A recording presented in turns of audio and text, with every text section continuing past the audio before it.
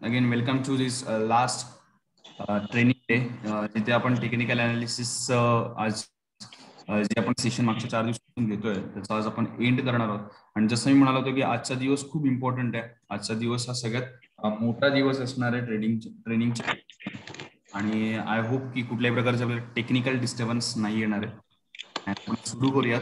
आजच्या दिवशी जे आहे, आज आपण समजून घेणार आहोत ते म्हणजे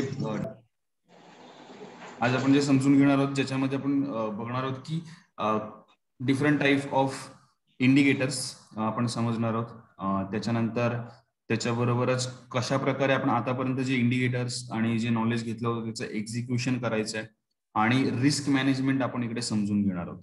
सो अशा 3 डिफरंट पार्ट्स मध्ये आजचा दिवस डिस्ट्रीब्युटेड आहे. सो मी स्टार्ट करतोय पहिला रिस्क मॅनेजमेंट पासून. So risk management guys simply काही डूज अँड डोंट्स असतात स्टॉक मार्केटमध्ये काम करत असताना.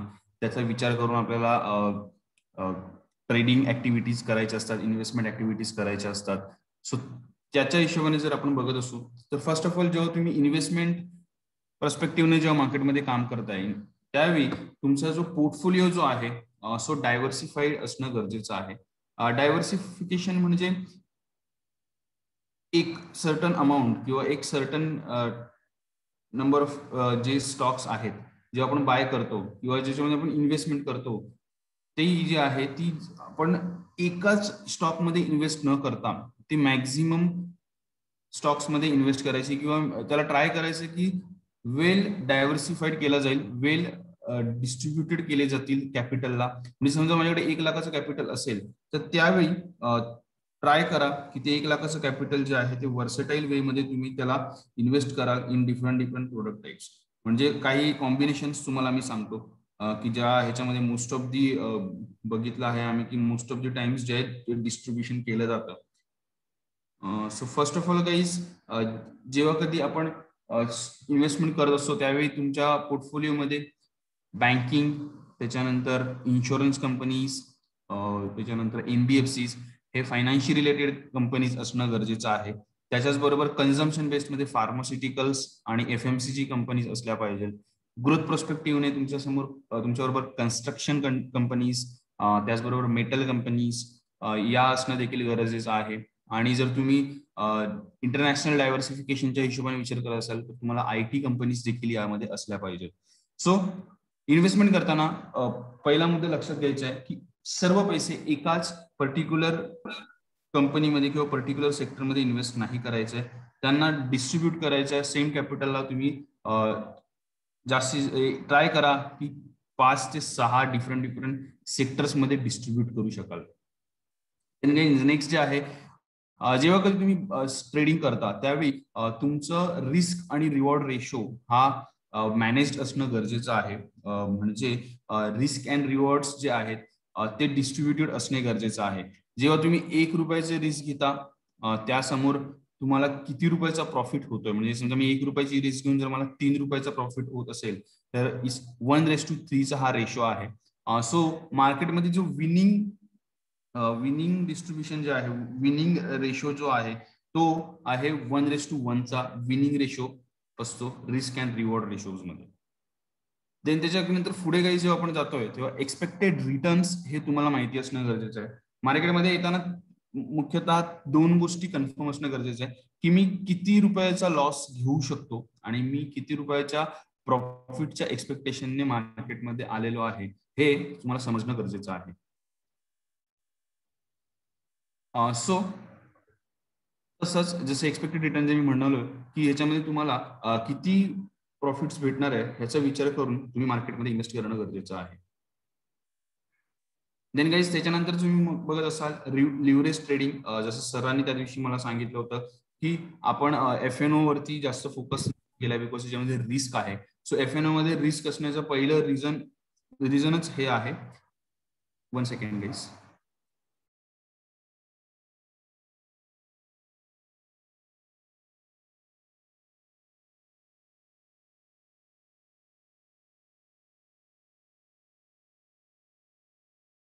ओके. सो जे लिव्हरेज ट्रेडिंग आहे जसं सरांनी आपल्याला एफएनओ बद्दल सांगितलं होतं त्याच्यामध्ये त्यांनी आपल्याला सांगितलं की ते आपण कव्हर नाही केलंय. याचं रिझन आहे की 1 सेकंड, ओके.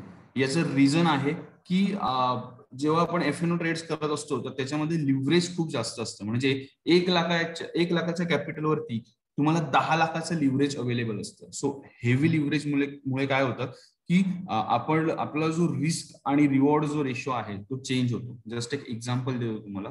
समजा जर तुमच्याकडे 1 रुपया आहे तर तुम्ही फक्त आणि फक्त 1 रुपयाचा शेअर बाय करू शकता. 1 सेकंड. तर तुमच्याकडे 100 रुपयाचं कॅपिटल आहे तर आपण 100 रुपयाचा शेअर्स बाय करू शकतो. बट जेव्हा आपण लिव्हरेज प्रोडक्ट्स मध्ये जातो तर त्यावेळी 100 रुपये इंटू 10 एवढं जर लिव्हरेज असेल तर तुम्ही 1000 रुपयाचे शेअर्स बाय करू शकता. But right now you have only 100 rupees as your capital. So जर समजा 1000 रुपयाचं जर 1% जरी नुकसान झालं, म्हणजे जर तुम्हाला 10 रुपयाचं नुकसान झालं तर तुम्ही 100 रुपयाच्या कॅपिटलच्या हिशोबाने तुम्हाला 10% नुकसान होणार आहे. कारण 10 रुपये जे आहेत ते 100 रुपयाच्या हिशोबाने हे 10% आहेत 100 रुपयाचे. सो एवढा मोठा तुम्हाला इम्पॅक्ट होऊ शकतो. म्हणून लिव्हरेज ट्रेडिंग ही तुम्हाला अवॉइड करायची आहे. हे डोंट मध्ये येईल. लिव्हरेज ट्रेडिंग अवॉइड करायची आहे. Then guys, 1 second. देन त्याच्यानंतर ओव्हरनाईट पोझिशन्स जे आहेत त्यांना कॅरी नाही करायचे. ओव्हरनाईट पोझिशन्स म्हणजे जी पोझिशन आपण आज घेऊन त्याच्यानंतर पुढे कॅरी करतो ती पोझिशन. पण जेव्हा तुम्ही इन्व्हेस्टमेंट करताय किंवा तुम्ही शॉर्ट टर्म कॅपिटल इन्व्हेस्ट करताय तर त्यावेळी तुम्हाला ओव्हरनाईट पोझिशन कॅरी करणं गरजेचं आहे. बट जर तुम्ही बघत असाल पुढे मी ब्रॅकेटमध्ये लिहिलेलं आहे ते म्हणजे तुम्हाला ऑप्शन ट्रेडिंग करत असताना फक्त बाईंग मध्ये कुठल्याही प्रकारची पोझिशन कॅरी नाही करायची. कारण याच्यामध्ये जी रिस्क आहे ती खूप हेवी रिस्क तुमच्या समोर उभी असते आणि त्याच्यामध्ये टाइम व्हॅल्यू देखील असतो. म्हणजे ह्या ज्या गोष्टी आहेत ह्या थोड्याशा एफएनओ मधल्या इन डिटेल गोष्टी आहेत. बट तुम्हाला एवढं लक्षात घ्यायचं आहे की जर तुम्ही आता स्वतः जरी ऑप्शन ट्रेडिंग करत असाल, इन फ्युचर जेव्हा तुम्ही ऑप्शन ट्रेडिंग करणार तर त्यावेळी कॅरीड पोझिशन्स नाही करायच्यात. पोझिशन्सना कॅरी नाही करायचंय.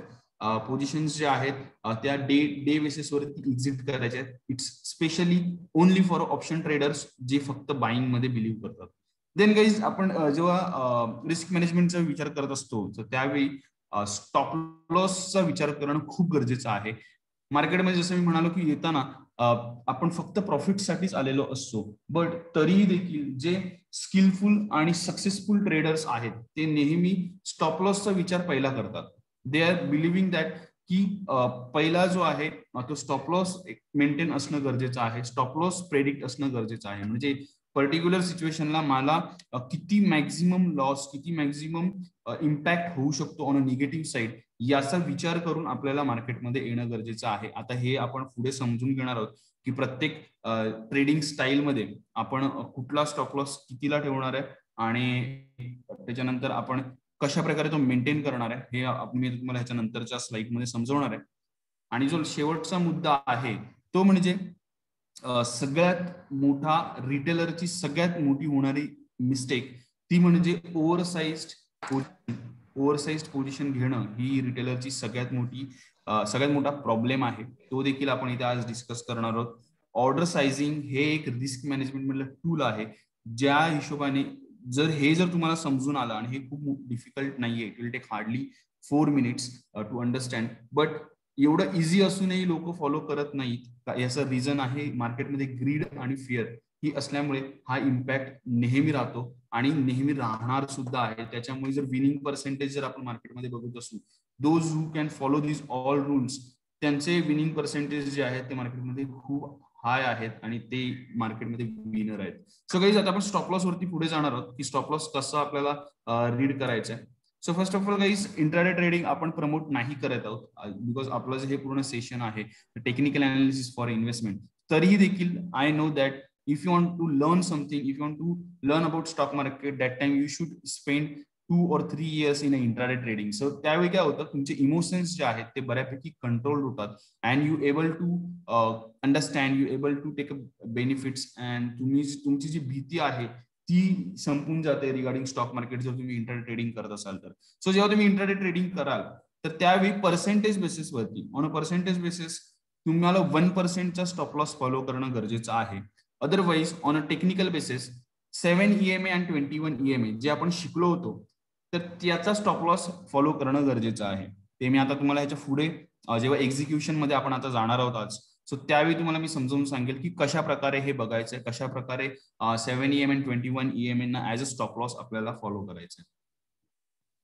पोझिशनल ट्रेड ज्याच्यासाठी आपण इकडे सगळे एकत्र आलेलो आहोत, जे आपण समजून घेण्याचा ट्राय करतो आहोत, कसं आपण बेनिफिट्स घेऊ शकतो.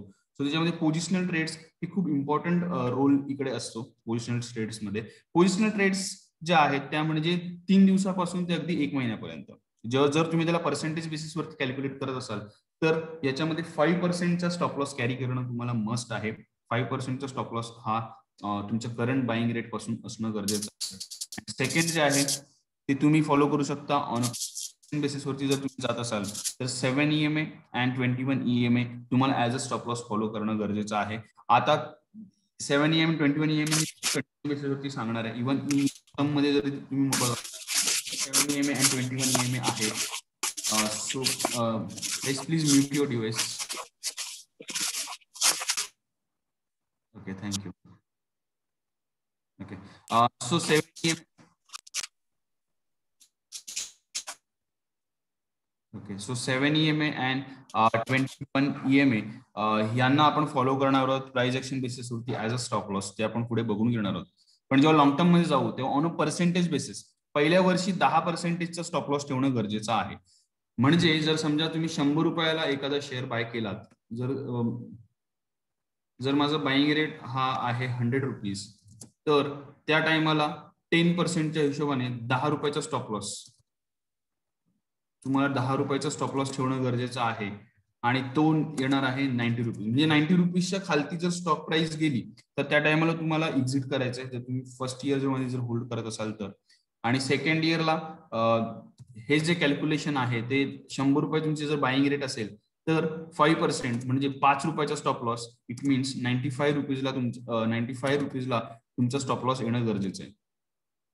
देन आफ्टर सेकंड इयर तुम्ही कॉस्ट टू कॉस्ट देखील तुमचा स्टॉप लॉस ठेवू शकता. म्हणजे 100 रुपयाला जर तुम्ही शेअर बाय केलाय तर तुम्ही 100 रुपयाला स्टॉप लॉस ठेवा. तिकडनं त्याला स्टॉकला कंटिन्युअस रॅली होऊन दे, तिकडनं तो पुढे जात असेल तर चांगली गोष्ट आहे. आणि दुसरा एक टाईप जो आहे जो खूप सक्सेसफुल ट्रेडर्स इन्व्हेस्टर्स वापरतात तो म्हणजे आहे ट्रेलिंग स्टॉप लॉस. आता काही ट्रेलिंग स्टॉप लॉस म्हणजे काय, जर समजा माझ्या पर्टिक्युलर स्टॉकचा रेट जर 150 रुपये झाला तर त्या टायमाला माझा स्टॉप लॉस जो आहे तुम्ही 10% वरती नेणार आहे माझ्या बाईंग रेट पासून. म्हणजे मी माझा स्टॉप लॉस ठेवणार आहे 110 रुपयाला माझा स्टॉप लॉस ठेवणार. म्हणजे इन बिटवीन जरी स्टॉक खालती आला तर मला ऍटलीस्ट 10%चा गेन होणार आहे. ऍटलीस्ट मी 10 रुपये कमवणार आहे.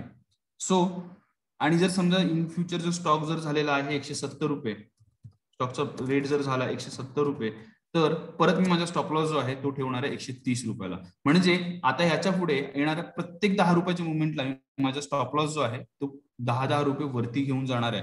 इन बिटवीन काय होईल की स्टॉक जो आहे तो जर खालती आला तर माझा प्रॉफिट जे आहे ते बुक होईल, बट इकडे माझं पूर्ण प्रॉफिट लूज होण्याचे चान्सेस 0% आहेत. मी माझं पूर्ण प्रॉफिट लूज नाही करणार आहे. I am going to earn something आणि ऍट द एंड मी मार्केटमधून काही ना काहीतरी घेऊन जाणार आहे. सो हे मार्केटमध्ये खूप महत्वाची गोष्ट आहे. जेव्हा आपण stock market as a learning बघत असतो, जेव्हा आपण स्टॉक मार्केट शिकत असतो, तेव्हा मार्केटमधून काही ना काही घेऊन जाणं हे खूप महत्वाचं आहे. सो गाईज आतापर्यंत जे आपण बघितलंय रिगार्डिंग स्टॉप लॉस आणि जे डूज अँड डोंट्स आपण बघितले होते, याच्यामध्ये कोणाला कशा प्रकारची डाऊट आहे का, की तुम्हाला अजून थोडंसं इलॅबरेशन हवंय रिगार्डिंग स्टॉप लॉस?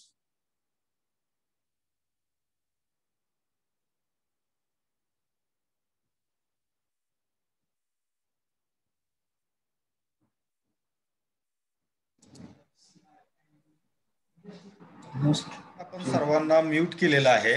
अच्छा अच्छा, ओके फाईन. सेशनच्या एंडला त्यांना आपण अनम्यूट करूया, म्हणजे सर्व, नाहीतर काय होईल मध्ये डिस्टर्ब करता येते. नाही, एक्झॅक्टली सर. ऍक्च्युली कन्सर्न असं आहे की सेशन जे आहे ना ते जस्ट म्हणजे जसं चाललंय फ्लो मध्ये, सो ते प्रत्येक पॉइंटला जर त्यांचे रिझर्वेशन होत असतील तर ते बेनिफिशियल राहील, नाहीतर ते परत त्यांना ते लक्षात नाही राहणार की ऍक्च्युली कुठे अडकलेलो आपण ते. एक बेटर वे आहे की if you have any doubt please ask on a chat bot, जिथे तुम्हाला अनम्यूट देखील करावं नाही लागणार आहे, कोणालाही डिस्टर्ब नाही होणार आहे, आणि ते सगळ्यांसाठी अवेलेबल असणार आहे तुमचा क्वेश्चन, आणि लॉंगर टाइम अवेलेबल असणार आहे. वेनेवर जेव्हा मला वेळ भेटेल तेव्हा मी ते चेक करेन आणि लगेच तिकडे मी आन्सर देईन. सो गाईज ओके, मी इकडे कन्सिडर करतोय की we learn about stop loss कसा आपल्याला प्लेस करायचं हे आपल्याला इथे समजलेलं आहे. आता मी इकडनं थोडासा पुढे सरकतोय आणि आता आपण इकडे समजून घेणार आहोत ऑर्डर साइजिंग, इथे आपण समजून घेणार आहोत. ओके सो गाईज, जे रिस्क मॅनेजमेंट आहे, आता रिस्क मॅनेजमेंट हा जर पॉईंट आपण बघायला गेलो so it will take hardly, म्हणजे ह्याच्यासाठी जर तुम्ही इन डिटेलिंग करत असाल तर तुम्हाला याच्यासाठी 3 डेजची रिक्वायरमेंट पडते. बट मी इथे कसं करतोय, मी याला एक सिम्पल वे मध्ये घेऊन चाललेलो आहे. रिस्क मॅनेजमेंट जे आहे त्याला आपण खूप इझी वे मध्ये समजून घेतोय. ऍज अ इन्व्हेस्टर जेवढी आपल्याला रिक्वायरमेंट आहे ना त्याच्यावरती मी मॅक्झिमम फोकस करतोय.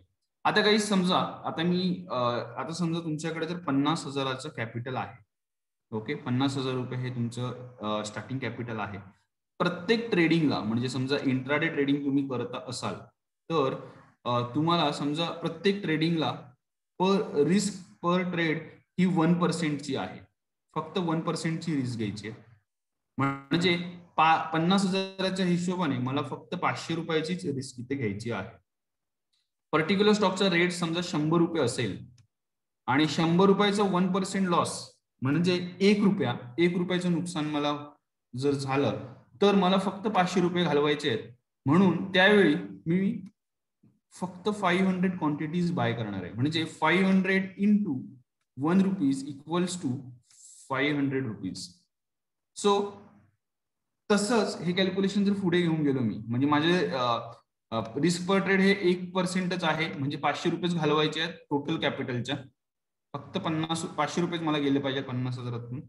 आता समजा स्टॉकचा रेट 500 रुपये झाला आणि तुम्हाला ऍट द एंड किती 500 रुपये घालवायचे आहेत. याचा अर्थ असा आहे की मी ते 100 क्वांटिटीज बाय करणार, कारण 500 रुपये जर शेअरचा भाव असेल तर त्याचा 1% म्हणजे 5 रुपये होणार आहे.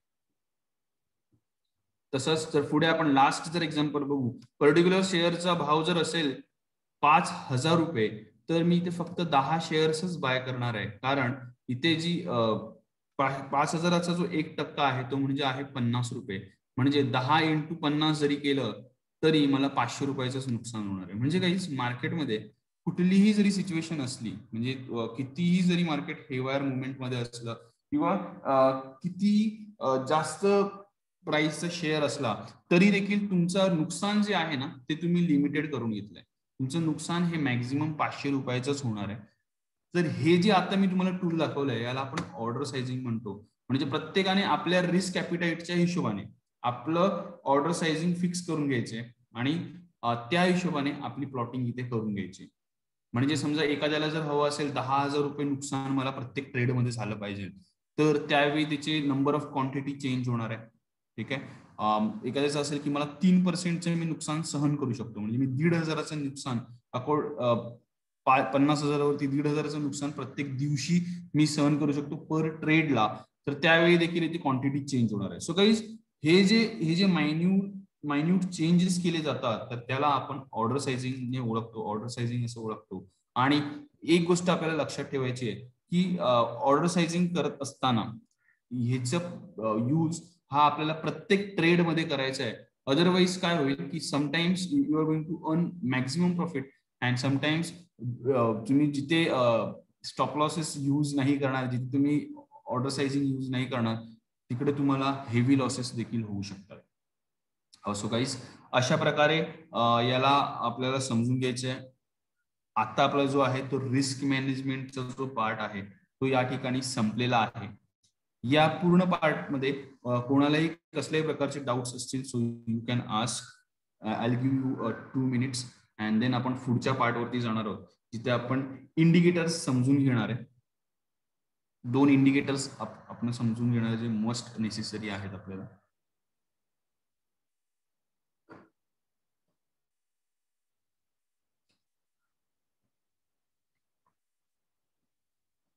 Okay fine. ओके ठीक आहे. सो आता आपण पुढे जाऊ आणि ते आपण समजून घेऊ इंडिकेटर्स. सो गाईज आज इंडिकेटर्स मी तुमच्या समोर घेऊन आलेलो आहे, तो आहे एडीएक्स. एडीएक्स हा आपल्या टेक्निकल अनालिसिस जे मी टूल्स जो सेटअप मी वापरतो, सो त्याच्यामधला हा कोर पार्ट आहे आणि याच्यावरती मी डिसिजन मेकिंग करतो, याच्यावरती मी डिसिजन्स घेतो. इवन काही डिसिजन्स हे कन्फर्म देखील एडीएक्सच्या मदतीने होतात. तर ते आपण समजून घेणार आहोत की कशा प्रकारे आपल्याला समजून घ्यायचंय. एडीएक्सचा फुल फॉर्म जर तुम्ही बघाल तर average directional index. So average directional index हा याचा फुल फॉर्म आहे आणि याच्यामध्ये दोन डायरेक्शनल इंडिकेटर्स असतात, डायरेक्शनल इंडेक्स असतात की त्यांचा हा एक ऍव्हरेज इंडेक्स आहे. ते आहे पॉझिटिव्ह डीआय आणि दुसरा आहे निगेटिव्ह डीआय. आता आपण ह्याचं ना थोडंसं ग्राफिकल वे मध्ये समजून घेऊ, जेणेकरून हे समजण्यासाठी आपल्याला सोपं होईल. आणि याच्यावरून जे आहे तुम्हाला जसं मी म्हणालो की याच्यावर आपल्याला डिसिजन्स घेता येतात की मला बाय करायचंय की सेल करायचंय. कालच्या दिवशी जिथे आपण डिमांड अँड सप्लाय अजून शिकलो होतो, सो तसंच हे देखील एक डिसिजन मेकिंग टूल आहे. जर तुम्हाला ह्या टूलचा वापर करता आला तर तुम्ही स्वतः डिसिजन्स घेऊ शकता की तुम्हाला बाय करायचंय की सेल करायचंय याच्या with the help of this particular indicator. आता थोडंसं डिटेलमध्ये जाऊ आणि ह्याला समजून घेऊ. ओके, सो गाईज आपल्या समोर एक रेकॉर्डेड एक एक्झाम्पल आहे. आता आपण लाईव्ह वरती देखील जाऊ आणि समजून घेऊ. आता याच्यामध्ये ही जी ब्ल्यू लाईन जी दिसते तो माझा आहे पॉझिटिव्ह डीआय, पॉझिटिव्ह डीआय आहे. आता ही जी माझी येल्लो लाईन जी दिसते हा माझा आहे निगेटिव्ह डीआय आणि ही जी रेड लाईन जी आहे ती माझी आहे एडीएक्स म्हणजे ऍव्हरेज डायरेक्शनल इंडेक्स. आता काही ब्ल्यू लाईन सजेस्ट करते की पर्टिक्युलर स्टॉक मध्ये किंवा पर्टिक्युलर चार्ट वरती बुलिश पॉवर्स किती स्ट्रॉंग आहेत, बुलिश पॉवरची ताकद किती जास्त आहे ते आपल्याला सजेस्ट करते. आणि ही जी येल्लो लाईन जी आहे ती आपल्याला सजेस्ट करते की म्हणजे ज्याला आपण निगेटिव्ह डीआय म्हणतोय तर ती आपल्याला इंडिकेट करते की पर्टिक्युलर चार्ट वरती पर्टिक्युलर स्टॉक्स मध्ये किती निगेटिव्ह पॉवर्स ऍक्टिव्ह आहेत, किती निगेटिव्ह पॉवरची स्ट्रेंथ तिथे आहे. म्हणजे हे जे दोन्ही जे आहेत ते आपल्याला सजेस्ट करतायत की मार्केटमध्ये पॉझिटिव्ह आणि निगेटिव्ह पॉवर्स किती आहेत. आणि याच्या कॅल्क्युलेशन वरती आपण याच्या कॅल्क्युलेशनचा यूज करून आपण समजू शकतो की करंट सिच्युएशनला बायर्स पॉवर मध्ये आहेत की सेलर्स पॉवर मध्ये आहेत. आणि ही जी रेड लाईन आहे ह्या दोन्ही पॉवर्स एक ऍव्हरेज आपल्याला दाखवत असतं की राईट नाव कुठली पॉवर जी आहे ती स्ट्रॉंग आहे आणि कुठली पॉवर वीक आहे.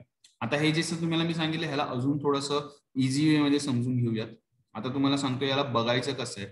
आता जर ह्याला आपण जास्त इन डिटेल मध्ये गेलो तर इट विल डेफिनेटली तुम्हाला ह्याचं कॉम्प्लिकेशन होईल. आता सांगेन मी तुम्हाला की समजा इकडे जर ब्ल्यू लाईन जी तुमची असेल, ठीक आहे, ब्ल्यू लाईन ही खाली जाते आणि जर येल्लो लाईन जी आहे ती वरती येते आणि जी क्रॉस ओव्हर करते, तर या सिच्युएशनला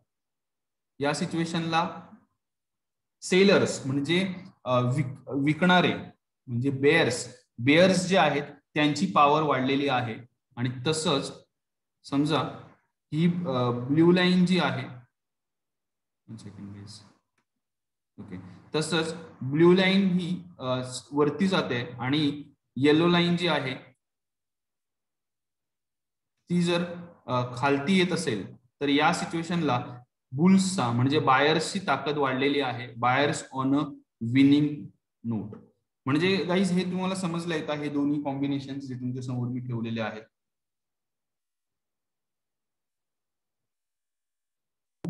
Can you explain again, sir?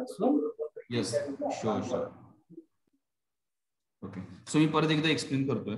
आता जसं तुम्हाला मी म्हणालो होतो शून्यापासून एक्सप्लेन करतो. आता ही ब्ल्यू लाईन जी आहे इकडची ती आपल्याला इंडिकेट करते पॉझिटिव्ह डीआय म्हणजे पॉझिटिव्ह डायरेक्शन आपल्याला इंडिकेट करते की किती बुल्स जे आहेत ते पॉवर मध्ये आहेत. आणि इकडची जी खालची जी येल्लो लाईन आहे ती आपल्याला सजेस्ट करते की किती बेअर्सची पॉवर आहे, किती बेअर्स तिथे आपल्याला होल्ड करतायत, किती बेअर्सची पॉवर आहे. आता म्हणजे जसं ह्या दोन्ही जर तुम्हाला समजलं असेल की ब्ल्यू लाईन काय रिप्रेझेंट करते आणि येल्लो लाईन काय रिप्रेझेंट करते, तर समजा ब्ल्यू लाईन ही चालते. 1 सेकंड, येस, ब्ल्यू लाईन ही इकडे मुवमेंट करते, ठीक आहे, आणि त्याला जर बुल्सने क्रॉस ओव्हर केलं, बुल्स जर त्याच्या वरती निघून गेले, तर समजा सर आपल्याला समजलं पाहिजे की ते बुल्सने बेअर्सने बुल्सला ओव्हरकम केलेला आहे, म्हणजे सेलर्सनी बायरला हरवलेला आहे. तर या सिच्युएशन मध्ये पर्टिक्युलर स्टॉक मध्ये जे आहे ती हेवी सेलिंग आपल्याला एक्सपेक्टेशन ठेवल्या पाहिजे. तिकडे जोरदार सेलिंग होणार आहे असं एक्सपेक्टेशन आपल्याला ठेवणं गरजेचं आहे. तसंच यालाच जर आपण थोडं उलट बघितलं, समजा बेअर्स जे आहेत त्यांना बुल्सने क्रॉस ओव्हर केलं, म्हणजे त्यांना ओव्हरकम केलं, जर बुल्सने ह्या ब्लू लाईनने जर त्यांना ओव्हरकम केलं, तर या पॉइंटला ते आपल्याला सजेस्ट करतायत की बुल्स आता पॉवर मध्ये आलेले आहेत, म्हणजे बायर्स आता पॉवर मध्ये आलेले आहेत आणि विक्रेते जे आहेत, सेलर्स जे आहेत, त्यांचं पॉवर थोडीशी कमी झालेली आहे. Guys, now you able to understand? Yes sir. So right now या सिच्युएशनला जर तुम्ही ह्या एक्झाम्पल मध्ये बघत असाल तर इथे तुम्हाला दिसत असेल की ब्ल्यू लाईनला रेड लाईनने क्रॉस ओव्हर केलेला आहे, जे आपल्याला इंडिकेट करत आहे की हिंदाल्को जो स्टॉक आहे तो आता सेलिंग मध्ये यायला तयार झालेला आहे. तो आपल्याला सेलिंग इंडिकेशन दाखवतोय. ओके, सो बघूया तिचं एक्झाम्पल आपल्याकडे पुढे आहे का. This one is about granules. Okay, example इथे नाहीये. फाईन. सो हे जे आहे अशा प्रकारे आपण इथे आयडेंटिफाय करू शकतो की पर्टिक्युलर स्टॉक मध्ये बाईंग येणार आहे की सेलिंग येणार आहे. आता याला थोडंसं आपण एकदा लाईव्ह एक्झाम्पल मध्ये जाऊन चेक करू, तिकडे कसं प्लॉट करतात ते देखील मी तुम्हाला दाखवतो, जेणेकरून इन फ्युचर मध्ये जेव्हा तुम्ही करत असाल तर त्यावेळी तुम्हाला ते बेनिफिशियरी राहील.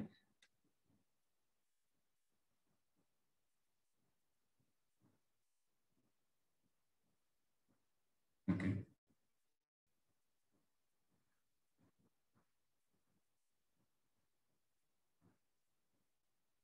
वन सेकंड गाईस. फाईन. सो इथे जायचंय आपण, ह्याला पहिलं जे आपण सेटअप आपला बनवला होता त्याला आपल्याला इथे अपलोड करायचंय. ओके, याला आपण डे चार्ट करतोय. त्याच्यानंतर जसं तुम्ही आपण RSI जसं आपण दोन्ही मुव्हिंग एव्हरेज शोधले होते तशाच प्रकारे आपल्याला ADX इथे शोधायचा आहे.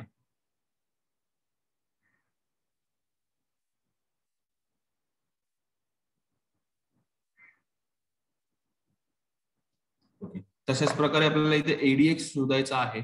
आता ADX जेव्हा आपण शोधत असतो तर त्याला आपल्याला सिंपल टाईप करायचं DM, डायरेक्शनल मोमेंटम. DM हा याचा शॉर्ट फॉर्म आहे.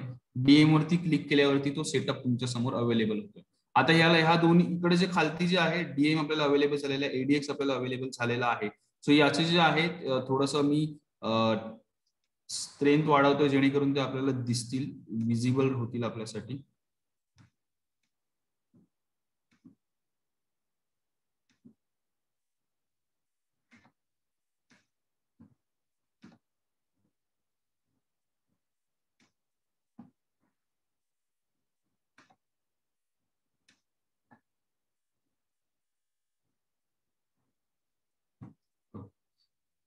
ओके, फाईन गाईस.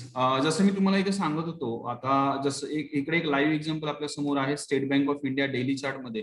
ही येलो लाईन जर तुम्ही इथे बघताय, जरा याला झूम इन करतो जेणेकरून आपल्याला सगळ्यांना व्यवस्थित समजेल.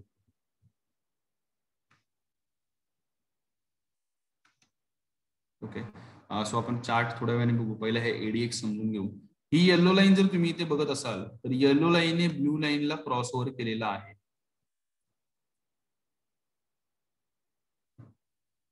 या येलो लाईनने ब्ल्यू लाईनला क्रॉस ओव्हर केलेला आहे, विच इज इंडिकेटिंग अस की पर्टिक्युलर शेअर मध्ये जे आहे ती विकनेस यायला सुरू होणार आहे. सो गाईज, हे सगळ्यांना दिसतंय का जे मी जस्ट आता दाखवतो आहे. इकडे मी हे मार्क करतोय, हे बघा, ही जी येलो लाईन आहे त्याला ब्ल्यू लाईनने क्रॉस ओव्हर केलेला आहे. हे सगळ्यांना दिसतंय का? Yes sir. Okay, so which is indicating us की पर्टिक्युलर जो शेअर आहे तर त्याच्यामध्ये इथे क्रॉस ओव्हर झालेला आहे, म्हणजे आपल्याला सेलिंग इंडिकेशन आलेलं आहे. सो याला एक जस्ट वर्टिकल लाईन इथे टाकून देऊ जेणेकरून ते आपल्याला विजिबल होईल, आपण ते बघू शकू. ओके, सो इथे मी वर्टिकल लाईन प्लॉट केलेली आहे.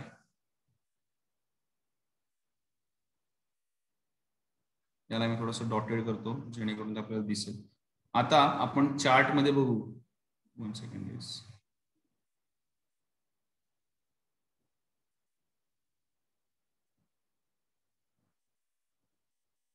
आता याला आपण चार्ट मध्ये बघू आणि या व्हर्टिकल लाईनला आपण प्लॉट करूयात चार्ट वरती. ओके, सर जर तुम्ही इथे बघत असाल गाईज, तर इथे आपल्याला सेलिंग सुरू झालेली आहे, हे आपल्याला सजेस्ट झालेलं आहे. 387 पासून आजच्या दिवशीचा जर आपण भाव बघू तर 366 पर्यंत हा स्टॉक खालती आलेला आहे. म्हणजे 20 रुपयाचा, ऑलमोस्ट 20 रुपयाचा आपल्याला सेलिंग इथे भेटलेली आहे, which is more than 5% gain आपल्याला इथे भेटलेला आहे. तसंच गाईज जरा जस्ट आपण थोडंसं मागे गेलो तर इथे जर आपण परत बघितलं तर ह्याला जर जस्ट एकदा हायलाइट करतो. आता आपण सेलिंग बघितली तर इथे जर आपण बघितलं तर हा आपल्याला बाईंग दाखवतो आहे, की इथे आपल्याला तो सजेस्ट करतोय की करंट इकडच्या रेटला आता बाईंग इनिशिएट होणार आहे, म्हणजे बाईंग करणं गरजेचं आहे. बाईंग आपल्याला भेटलेली.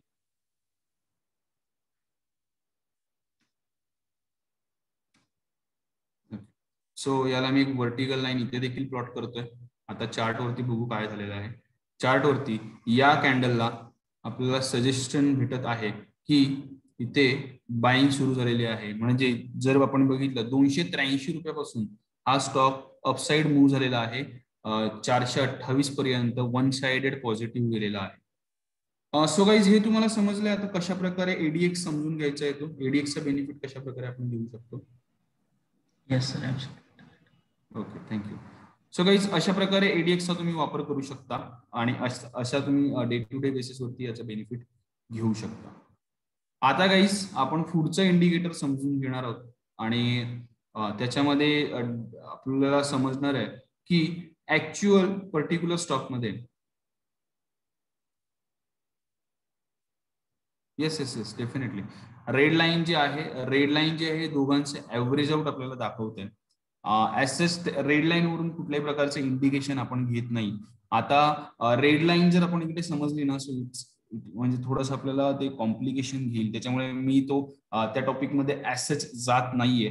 Because it's all about advance. म्हणजे जेव्हा तुम्ही ऍडव्हान्स लेवलला जाल तर त्यावेळी तुम्ही हा रेड लाईनचा एक बेनिफिट घेऊ शकता. रेड लाईन जे आहे ते आपल्याला सजेस्ट करताय की करंट म्हणजे ओके फाईन. तरी बघा, हे जर तुम्हाला मुद्दा समजला देन इट्स रिअली गुड. जर हा मुद्दा तुम्हाला समजण्यास काही प्रॉब्लेम आला तरी तुम्ही त्याला लेट गो देखील करू शकता. ओनली बेस्ड ऑन दिस तुम्ही खूप चांगले बाईंग अपॉर्च्युनिटीज घेऊ शकता. आता जर तुम्ही बघत असाल, actually this is for traders, so that's I'm not taking that much seriously.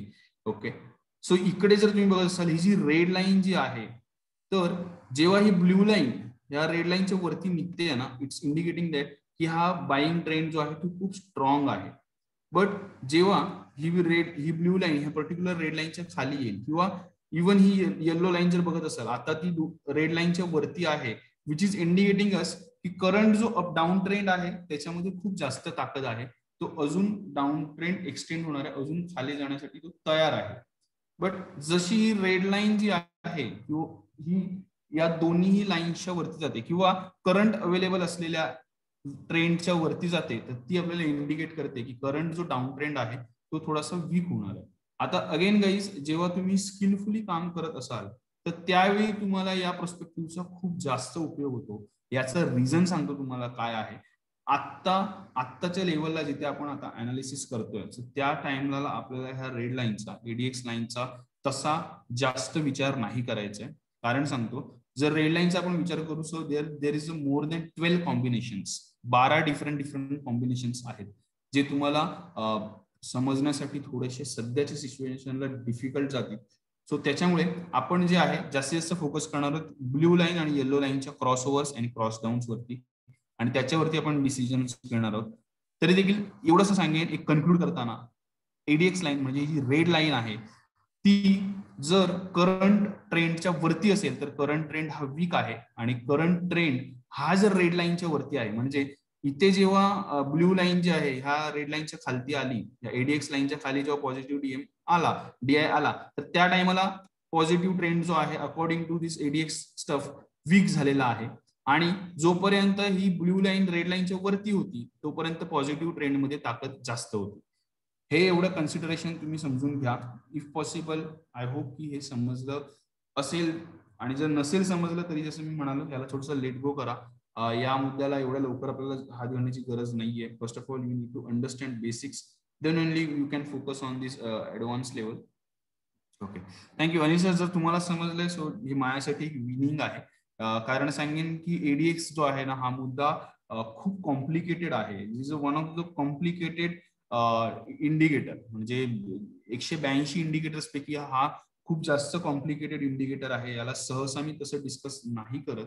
But I want to give this privilege to you all guys, की तुम्हाला बेसिक्स जे आहेत एडीएक्सचे हे समजले पाहिजे आणि त्या बेसिसवरती तुम्ही डिसिजन्स घेऊ शकता. खूप पॉवरफुल टूल आहे.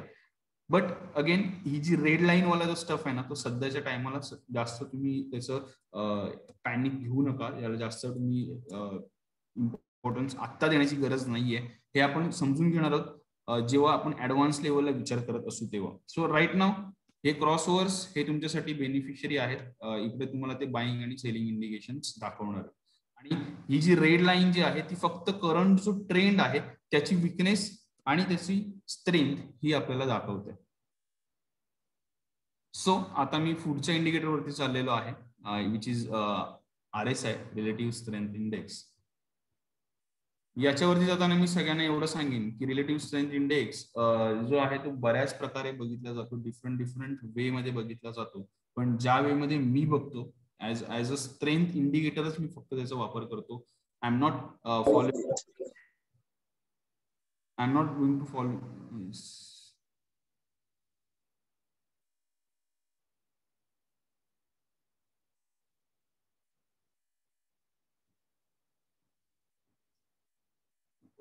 When blue line is up, then yes, definitely. Yes. जसं आपण इथे बघत असू, जसं तुम्ही जर इथे बघत असाल तर ही ब्ल्यू लाईन जी आहे ती या येलो लाईन इकडनं वरती गेलेली आहे, विच इज इंडिकेटिंग अस की इकडे आपल्याला बाय करायचंय. पर्टिक्युलर शेअर आपल्याला बाय करायचंय. परफेक्ट. तसंच आहे जर ब्ल्यू लाईनला येलो लाईनने क्रॉस ओव्हर दिला तर आपल्याला सेलिंग इंडिकेटर भेटणार आहे. आणि जर जसं 1 सेकंड अजून एकदा जस्ट इलॅबरेट करतो. आपल्या समोर दोन्ही एक्झाम्पल आहेत. जसं इथे जर तुम्ही बघत असाल तर ब्ल्यू लाईनने येलो लाईनला क्रॉस ओव्हर दिलेलं आहे. सो इथे बाईंग अपॉर्च्युनिटी आलेली आहे. आणि तसंच येलो लाईनने ब्ल्यू लाईनला क्रॉस ओव्हर दिलाय. म्हणजे सध्या देखील SBI जो आहे तो सेलिंग मध्ये आहे.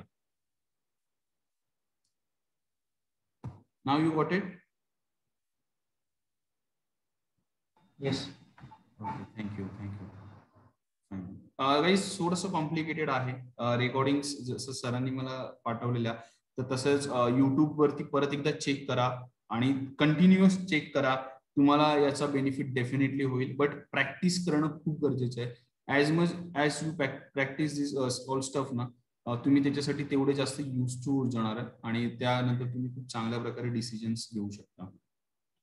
सो गाईज थोडंसं आता पुढे जाऊयात आणि आपण आता समजून घेऊयात RSI कशा प्रकारे आपल्याला बघायचंय, RSIचा आपण कसा वापर करून घेणार. आता गाईज रिलेटिव्ह स्ट्रेंथ इंडेक्स हे जेव्हा आपण बघत असतो तेव्हा फर्स्ट ऑफ ऑल त्याची एक डेफिनेशन समजून घेणं गरजेचं आहे. रिलेटिव्ह स्ट्रेंथ इंडेक्स हा एक मोमेंटम इंडिकेटर आहे. हा तुम्हाला ते पर्टिक्युलर चार्ट वरती त्याचं मोमेंटम दाखवतो की त्याचं मोमेंटम हे किती पॉवरफुल आहे आणि ते किती वेळ कंटिन्यू राहणार आहे ते. आणि जर तुम्ही त्याच्यामध्ये बघत असाल तर इथे त्यांनी दिलेलं आहे की तो ओव्हरबॉट आणि ओव्हरसोल्ड कंडिशन्स ज्या आहेत त्या आपल्याला मार्केटमध्ये दाखवतो. बट गाईज आपल्याला ऍज सच ओव्हरसोल्ड अँड ओव्हरबॉट ह्या गोष्टींच्या मागे नाही जायचं. जर तुम्ही युट्यूब वरती सर्च कराल ना तर रिलेटिव्ह स्ट्रेंथ इंडेक्सला हे लोक ओव्हरसोल्ड अँड ओव्हरबॉटच्या बघण्यासाठी वापर करतात. But according to my knowledge आणि जेवढा माझा एक्सपिरियन्स आहे त्याच्यामध्ये मार्केटमध्ये कुठलीही गोष्ट ओव्हरसोल्ड आणि ओव्हरबॉट नसते. ती दररोज फेअर व्हॅल्यूड असते. जर रिझन तुम्हाला सांगतो, समजा मार्केट आहे कुठल्याही प्रकारचं मार्केट असेल, जर कांद्याचा भाव हा 15 रुपये हा परफेक्ट व्हॅल्यूड असेल आजच्या दिवशी आणि जर तो अचानक कोणीतरी 3 रुपये किलोने विकत असेल तर तो ऑटोमॅटिकली तिथे एवढी जास्त डिमांड वाढते की तो परत 15 रुपयाला तिकडचा 3 रुपयेवाला किलो जो आहे ना तो परत 15 रुपयाला विथिन 5 मिनिट्स मध्ये परत 15 रुपयाला पोहोचतो. सो गाईज मार्केटमध्ये कोणीही म्हणजे जे मोठे प्लेयर्स आहेत, बिग मनी जी आहे ना, ती कुठलीही अपॉर्च्युनिटी रिटेलर्ससाठी नाही सोडत की अंडर व्हॅल्यूड आहे आणि ओव्हर व्हॅल्यूड आहे हे बघून तुम्हाला ट्रेड करायला देईल. डेफिनेटली तुम्हाला ते तसा चान्स सोडतच नाही, बिकॉज ते ऑलरेडी स्वतः मार्केट मेकर आहेत. जर तुम्ही इकॉनॉमिक्समध्ये जर इकॉनॉमिक्सची जी कन्सेप्ट आहे मार्केट मेकर, सो त्याच्यामध्ये ते असतात, ते मार्केट स्वतः क्रिएट करतात. म्हणजे जो पर्टिक्युलर रेट आहे ना, ते स्वतः ते डिसाईड करणं एवढं त्यांच्याकडे मॉनिटरी पॉवर असते. सो त्याच्यामुळे ते कुठलीही अपॉर्च्युनिटी रिटेलर्ससाठी एवढ्या इझिली सोडत नाहीये. सो त्याच्यामुळे हा विचार सोडून द्यायचा आहे. जेव्हा आपण RSI बघत असू, जेव्हा इन फ्युचर तुम्ही RSI अजून कुठे लर्न कराल, कोणाबरोबर तरी समजून घ्याल, तर त्यावेळी ना ह्याच्यामध्ये कधीही कॉम्प्लिकेशन्स आणू नका की RSI as a oversold as a overbought आपल्याला इंडिकेट करतो. अजून जरी आता ह्याच्या आधी जरी तुम्ही शिकला असाल तरी देखील तुम्हाला सांगेन, जे तुम्ही शिकलाय ते डोक्यात ठेवा. मी आता जे तुम्हाला काही नवीन सांगणार आहे ना ते समजून घ्या. आता काही रिलेटिव्ह स्ट्रेंथ इंडेक्स याचं एक लाईव्ह एक्झाम्पल आपण बघू. त्याला प्लॉट कसं करायचं ते देखील तुम्हाला मी दाखवतो आणि मग त्याच्यानंतर आपण त्याचे थोडेसे युजेस समजून घेऊ. ओके, हा ADX आपण इथे प्लॉट केलेला आहे, याला असंच राहून दे. त्या दिवशी आपण मुव्हिंग एव्हरेजेस शिकलेलो, त्यांना देखील ओपन करतो मी इथे. ते एवढ्या दिवसांपासून त्यांना आपण हाईड करून ठेवलेलं, बिकॉज आपण डिफरंट टूल्स शिकत होतो. आता RSI जसं तुम्ही टाकाल तेव्हा तुमच्या समोर रिलेटिव्ह स्ट्रेंथ इंडेक्स येईल. तुम्हाला हेच सिलेक्ट करायचं आहे. याच्यामध्ये कुठल्याही प्रकारचा चेंजेस तुम्हाला करायचा नाहीये सेटिंग मध्ये जाऊन, एवढं लक्षात ठेवा. फक्त तुम्हाला जर हवं असेल तर तुम्ही थोडंसं जे आहे त्याला थोडंसं थिकनेस वाढवू शकता. ओके, याचा मी कलर जो आहे तो करतोय व्हाईट, थिक व्हाईट करतो मी याला.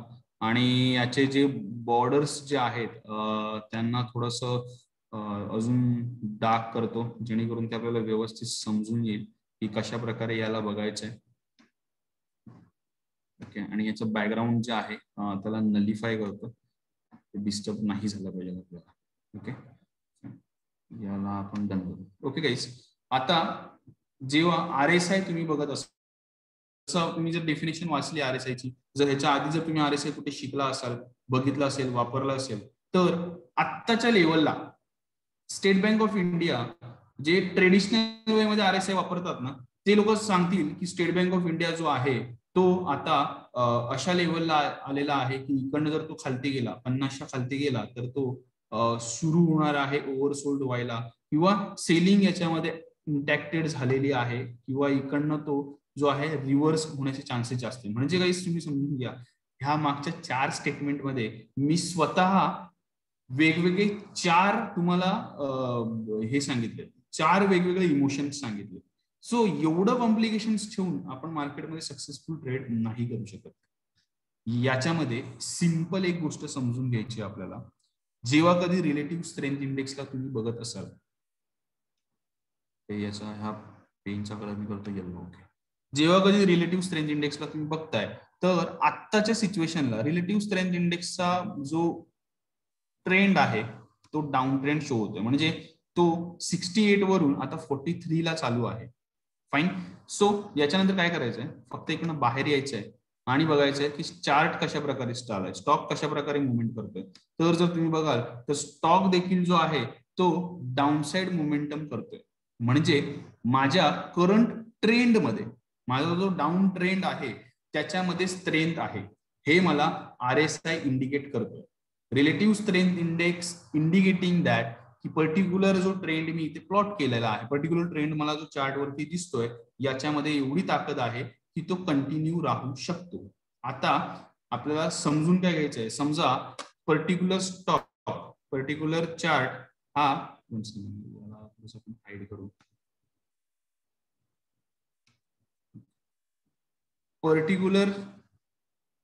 पर्टिक्युलर स्टॉक समजा कंटिन्युअसली डाऊन साइडला येत असेल, ठीक आहे. सो तिकडनं RSI जर वरती अपमूव करत असेल, म्हणजे आता हा कसा डाऊन साइड इकडे आपल्याला दाखवतोय, इकडे आपल्याला डाऊन साइड इनिशिएट करतोय, बट जर तोच जर इकडनं आपल्याला अपसाइड इनिशिएट करत असला असता, तर या सिच्युएशनला आपल्याला समजायचंय की इथे आपल्याला सेलिंग अपॉर्च्युनिटी नाही घ्यायची.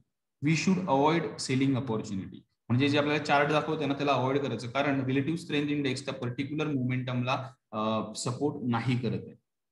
सो ही एकच गोष्ट आपल्याला समजून घ्यायची आहे जर माझ्याकडे माझ्या डोळ्यासमोर बाईंग इनिशिएट होत असेल चार्ट वरती आणि जर रिलेटिव्ह स्ट्रेंथ इंडेक्स स्ट्रेंथ जी आहे ती मला विकनेस दाखवत असेल, अशा प्रकारचं जर तुम्हाला एक समजू शकतो की एक वायसा वर्षा जर तुम्हाला तुमच्या समोर कॉम्बिनेशन येत असेल तर त्या सिच्युएशनला आपल्याला बाईंग करायची नाहीये किंवा सेलिंग देखील करायची नाही, आपल्याला त्या ठिकाणी कुठल्याही प्रकारचं ट्रेड इनिशिएट नाही करायचंय. Guys, you able to understand this relative strength index concept?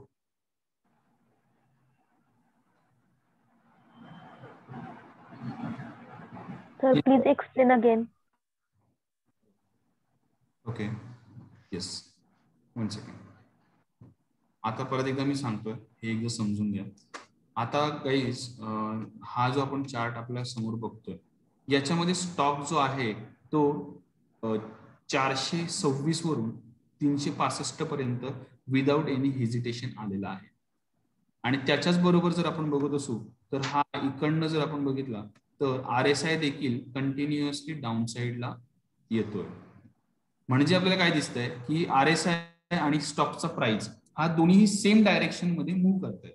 But जर इन केस समजा स्टॉकचा प्राइस ही कंटिन्युअसली खाली येते बट RSI जो आहे ना तो तुम्हाला अपमूव्ह होताना दिसतोय.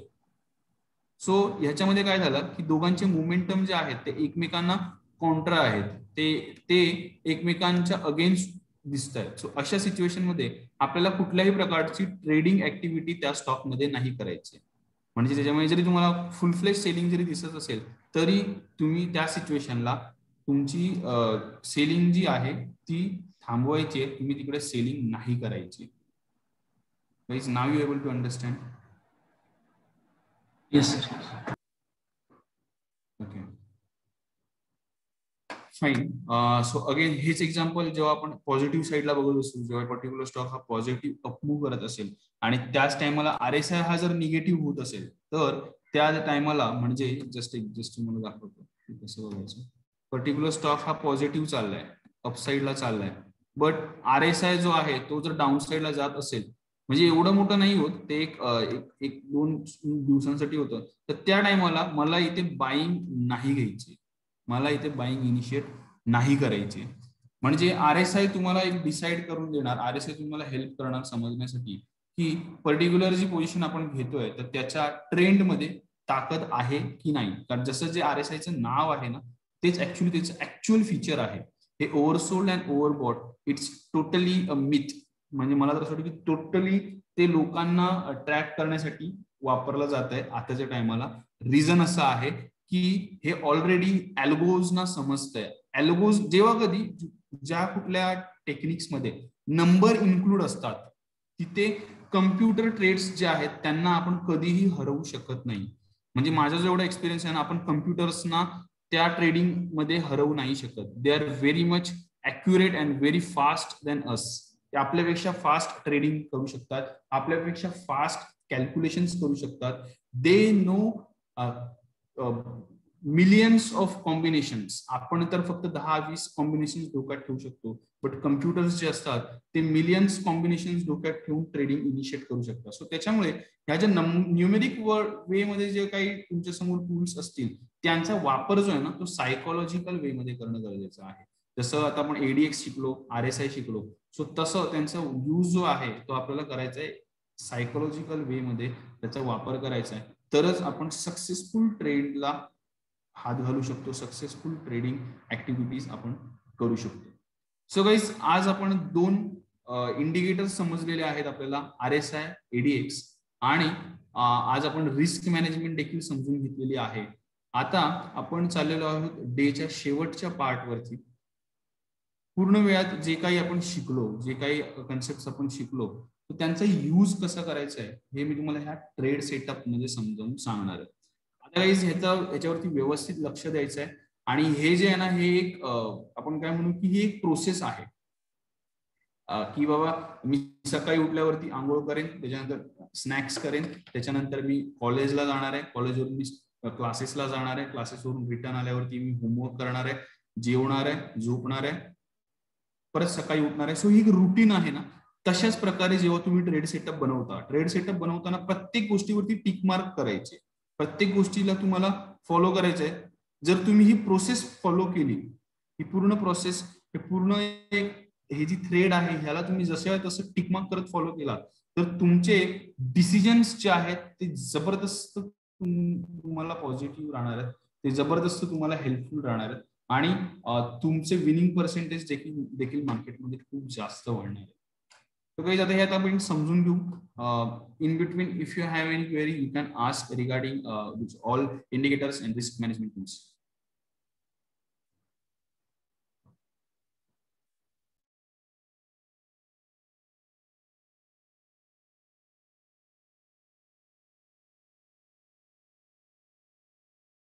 Okay, fine. सो गाईज, आता जे मी सांगतोय याचा एक स्क्रीनशॉट देखील तुम्ही काढून घेतला तरी चालेल. जे मी तुमच्या समोरची स्क्रीन ठेवली आहे, प्लीज त्याचा एक स्क्रीनशॉट काढून घ्या, जे तुम्हाला पुढे जाऊन खूप युजफुल राहणार आहे. ओके, सो गाईज, जेव्हा कधी तुम्ही चार्ट बघत असाल तेव्हा फर्स्ट ऑफ ऑल तुम्हाला तो लेफ्ट टू राईट बघायचा आहे. Okay, sorry, okay, fine. हा तुम्हाला राईट टू लेफ्ट बघायचा आहे, म्हणजे इकडनं तुम्ही तुमच्या राईट हँड पासून बघायला सुरू करायचंय, तो लेफ्ट पर्यंत बघायचंय. देन जेव्हा कधी तुम्ही कॅन्डल्स आणि जेव्हा कधी तुम्ही सपोर्ट झोन आणि डिमांड अँड सप्लाय झोन आणि सपोर्ट अँड रेजिस्टन्स बघत असाल, त्या टायमाला तुम्हाला ते टॉप डाऊन वे मध्ये बघायचंय, म्हणजे वरतून खाली येते बघायचं आपल्याला. गाईज, हे एकदा परत एकदा तुम्हाला सांगतो, त्याच्यामुळे थोडंसं कन्फ्युजन जर झालं असेल तर.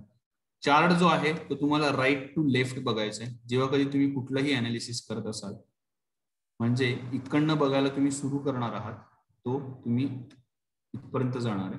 आणि अजून जर तुम्ही जेव्हा तुम्ही left to right to left जेव्हा तुम्ही बघत असाल चार्टला, तेव्हा तो तुम्ही टॉप डाऊन वे मध्ये बघायचा, म्हणजे वरतून खाली जाताना बघायचं. कधीही जर तुम्ही चार्टला खालतून वर जाताना असं जर बघत असाल ना, तर काय होतं माहितीये का, तुमची मिस्टेक ही होते की तुम्ही चार्ट देखील analyse left to right way मध्ये करता. You not able to recognise proper values, proper levels in future, जर तुम्ही अशा वे मध्ये करत असाल. गाईज, हा तुमचा प्रोस्पेक्ट समोर ठेवणं गरजेचं आहे. प्लीज हे लक्षात ठेवा, चार्ट बघण्याचा वे कसा असला पाहिजे. देन गाईज, तुम्ही नेक्स्ट जेव्हा पुढे जाल अनालिसिस मध्ये जेव्हा जाल तुम्ही, तर त्यावेळी डाव थिअरी मध्ये कुठलाही स्टॉक जो असेल, जर समजा मला एखादा स्टॉक बघायचा आहे, तर तो मी पहिला डाव थिअरीचे सगळं प्लॉटिंग करून घेईन. म्हणजे माझं प्रायमरी ट्रेंड पहिला प्लॉट करेन, त्याच्यानंतर त्याच्यामधले सेकंडरी ट्रेंड्स सगळे प्लॉट करेन, मग त्याच्यामधले मायनर ट्रेंड्स मी प्लॉट करेन, आणि तशा वेळेमध्ये मी माझं पहिलं प्लॉटिंग करून घेईल पर्टिक्युलर स्टॉक बद्दल असं. देन त्याच्यानंतर मी काय करणार आहे, त्याच्यानंतर त्याच्यामध्ये असलेले डिमांड सप्लाय झोन्स मी प्लॉट करून घेणार आहे. म्हणजे समजा इथे जर मला डिमांड झोन आहे पर्टिक्युलर लेवलला, तो मी प्लॉट करून घेणार आहे. इथे जर सप्लाय झोन असेल तर तो प्लॉट करून घेणार आहे. म्हणजे इन फ्युचर मला जर कुठेही बाईंग अपॉर्च्युनिटी, सेलिंग अपॉर्च्युनिटी असतील तर त्या मी बघत जाणार आहे. त्याच्यानंतर त्याच्यामधले सपोर्ट अँड रेजिस्टन्स प्लॉट करणार आहे. मग मी EMAs जे आहेत ते प्लॉट करणार आहे आणि ते बघणार आहे. त्याच्यानंतर RSI आणि ADX बघणार आहे when I am going to take a decision. आता काहीच हे सगळं जर असं मी तुम्हाला दाखवलं ना तर ते जंबल होणार आहे. त्याला आपण एक्झाम्पल मध्येच बघू. फक्त एवढं लक्षात घ्या की डिसिजन मेकिंग ही कशा प्रकारे करायची आपल्याला. सगळ्यात पहिलं जे आहे ते डाव थिअरी प्लॉट करून घ्यायची, डिमांड सप्लाय झोन हे प्लॉट करून घ्यायचे, आणि रेजिस्टन्स अँड सपोर्ट्स हे प्लॉट्स करून घ्यायचे. ह्या प्लॉटिंग मध्ये आपण कुठल्याही प्रकारचं डिसिजन साठी हे घेत नाहीये, हे पहिलं आपल्याला समजून घ्यायचं. ही प्लॉटिंग आपण जस्ट आपल्या अंडरस्टँडिंग साठी करतोय की इन फ्युचर येणाऱ्या हर्डल्स आणि इन फ्युचर मिळणारे सपोर्ट्स हे काय असतील हे समजून घेण्यासाठी आपण करतोय. डिसिजन्स जे आहेत ते आपण with the help of these 3 main indicators and नंतर या तिघांच्या कॉम्बिनेशन्स मध्ये घेणार आहोत. सो याचे मी तुम्हाला काही लाईव्ह एक्झाम्पल्स दाखवतोय, पण याच्या आधी एक लक्षात ठेवायचं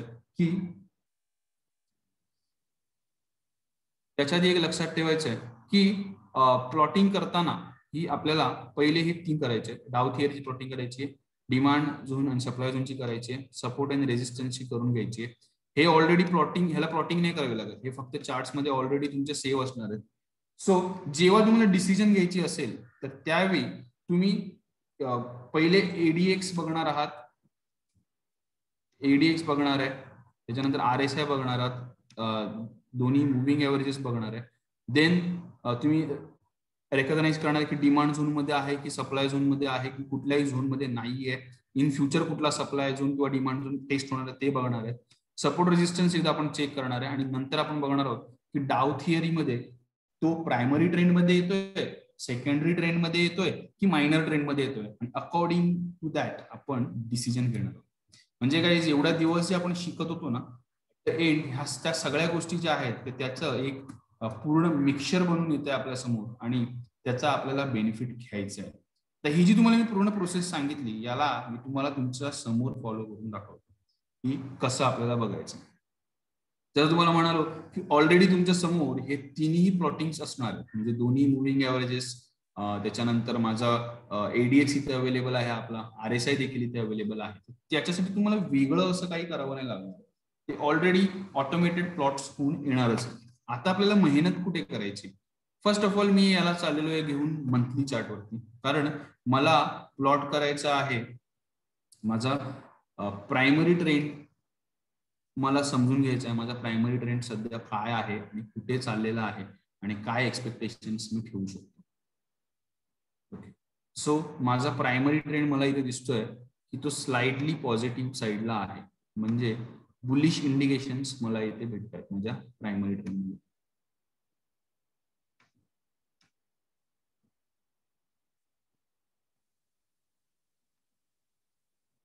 मी बोल्ट करतो जेणेकरून आपल्याला सगळं दिसेल. ओके, हा माझा प्रायमरी ट्रेंड आहे जो पॉझिटिव्ह इंडिकेशन देतोय on a monthly chart.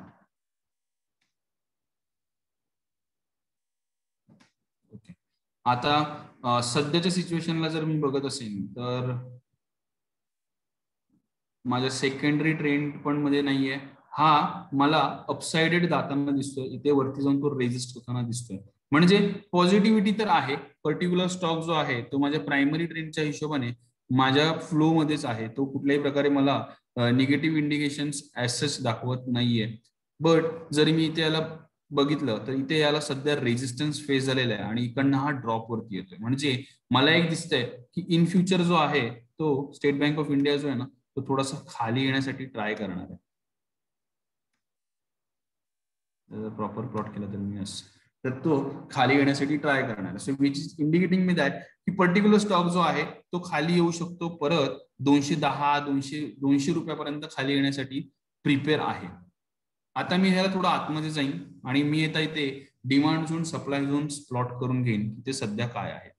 Okay, so आता जसं तुम्हाला मी म्हणालो होतो की आपल्याला जे आहे नेहमी स्टॉक जो आहे तो लेफ्ट टू हा आपल्याला राईट टू लेफ्ट ड्रॉ करायचं आहे, ते आपल्याला इकडे समजून घ्यायचं आहे. जर इथे आपण बघत असू तर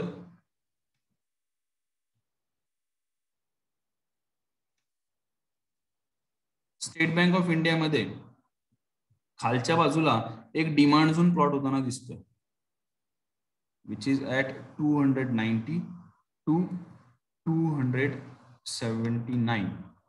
याला थोडस डार्क करतो, ग्रीन डार्क करतो जेणेकरून हे सगळ्यांना दिसेल. हा माझा इथे एक डिमांड झोन बनताना मला दिसतोय. दुसरा जो आहे इथे मी प्लॉटिंग करतोय, इथे देखील एक मला रनिंग डिमांड झोन बनताना दिसतोय. हा जो आहे तो ट्रेंड रिव्हर्सल वाला डिमांड झोन आहे आणि हा जो आहे तो रनिंग डिमांड झोन आहे. सो मला असं दिसतंय की या दोन लेवलवरती स्टेट बँक ऑफ इंडिया मध्ये बाईंग येणार आहे. सो त्याच्यामुळे इथे मला दिसतंय की यस, इथे बाईंग अपॉर्च्युनिटीज इनिशिएट्स होऊ शकतात. देन मला अजून एक दिसतंय की वरच्या बाजूला टॉपला इथे एक सप्लाय झोन क्रिएट झालेला आहे वरच्या साईडला. म्हणजे आता माझ्या समोर काय आलेलं आहे की स्टेट बँक ऑफ इंडिया जो आहे तो त्याला 415 पासून 406 पर्यंत जेव्हा कधी जाणार तिथे परत त्याला थोडंसं सेलिंग प्रेशर घेणार आहे. त्याला सेलिंग प्रेशर फेस होणार आहे, त्याला सेलिंग प्रेशर फेस होणार आहे. आता हे मला इथे क्लिअरली दिसलेलं आहे. इथे इन बिटवीन कुठल्याही प्रकारचा सपोर्ट अँड रेजिस्टन्स दिसत असेल तर येस, इथे वरच्या बाजूला एक रेजिस्टन्स देखील प्लॉट झालेला आहे. 386 ला इथे एक रेजिस्टन्स लेवल डेव्हलप झालेली आहे. जर इथे तुम्ही बघत असाल तर इथे स्टॉक मध्ये रेजिस्टन्स लेवल दिसते. कंटिन्युअस 4 वेळा त्याला सपोर्ट घेतलेला आहे, पण 5व्या वेळी जेव्हा तो ब्रेकडाऊन झाला तर त्यावेळी स्टॉक हा 20 रुपये खाली पडलेला आहे. सो गाईज हे देखील माझं प्लॉटिंग झालं. आता मी काय करणार आहे, आता माझे चारही कॉम्बिनेशन्सला बघणार आहे. जेवढे माझे इंडिकेटर आहेत त्या सगळ्यांचा यूज करून त्यांचं सगळ्यांचं आउटलुक जर मी आता काढेन तर मला दिसतंय की स्टेट बँक ऑफ इंडिया जो आहे तो सध्या दोन्हीही मुव्हिंग एव्हरेजेसच्या खाली आहे. म्हणजे मी जे तुम्हाला दुसऱ्या दिवशी सांगितलेलं की दोन्ही मुव्हिंग एव्हरेजेसच्या खाली जर स्टॉक असेल तर तो विकनेसकडे चाललेला आहे, तर तो सेलिंग दाखवतो आहे, तर तो बेरिश झालेला आहे. सो ओके, ह्यानी मला सेलिंग इंडिकेटर दिलेला आहे, दोन्ही मुव्हिंग एव्हरेजच्या खाली आहे. देन एडीएक्स मध्ये मला दिसतंय की इथे सेलिंग अवेलेबल झालेली आहे. रिलेटिव्ह स्ट्रेंथ इंडेक्स मला सांगतोय की यस, इकडे विकनेसचा जो ट्रेंड आहे त्याच्यामध्ये ताकद आहे, त्याच्यामध्ये स्ट्रेंथ आहे. सो गाईज आता मला दिसतंय की 386 रुपीज ला क्रॉस करणं डिफिकल्ट आहे. पहिला रेजिस्टन्स आपल्याला फेस होणार आहे. वरच्या बाजूला 415 406 ला आपल्याला सप्लाय झोन आहे, तिकडनं फ्रेश सेल ऑफ येणार आहे, बिग फॅट मनी सेलिंगला येणार आहे. डाऊन साईडला 340 पासून 325 या लेवलमध्ये बाईंग येणार आहे. दोन्ही मुव्हिंग एव्हरेजेस मला दाखवत आहेत की तो पर्टिक्युलर शेअर जो आहे तो विकनेसकडे चाललेला आहे. देन एडीएक्स मला दाखवतो की सेलिंग इथे ओपन झालेली आहे, इकडे सेलिंग करू शकता. आणि रिलेटिव्ह स्ट्रेंथ इंडेक्स मला दाखवतोय पर्टिक्युलर सेल जो दाखवतोय, पर्टिक्युलर सेल जो ट्रेंड आहे त्याच्यामध्ये स्ट्रेंथ आहे, त्याच्यामध्ये ताकद आहे. गाईज आता तुम्हाला समजलंय का आपण काय एवढ्या दिवसांपासून ह्या सगळे टेक्निक्स शिकत होतो. आजच्या दिवशी या सगळ्या टेक्निक्सचं जेव्हा ह्या टेक्निक्स जेव्हा एकत्र आल्यात आणि त्यांचं जेव्हा आपण हे जेव्हा कॉम्बिनेशन्स बघतोय तर आपल्याला समजत असेल की कशा प्रकारे म्हणजे सगळे इंडिकेटर्स माझे दाखवत आहेत की स्टेट बँक ऑफ इंडिया हा सेल आहे, हा याच्यामध्ये आपल्याला एक्झिट करायचं आहे, याच्यामध्ये सेल ऑफ येणार आहे. काहीच तुम्हाला समजलं की कशा प्रकारे टेक्निकल अनालिसिस केलं जातं. It's all about combinations. Excuse me, sir. I have one question. Can I ask you? Sir, I'm not able to hear you. Hello, is there any questions?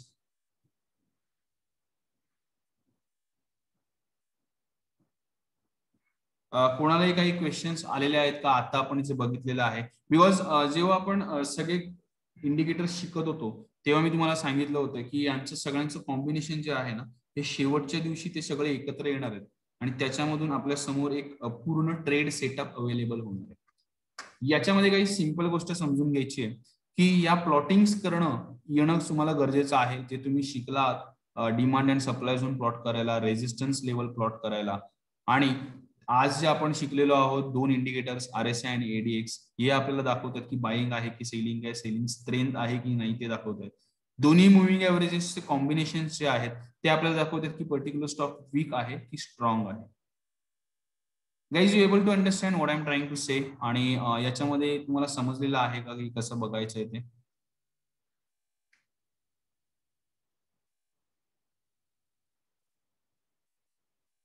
Guys, are you there?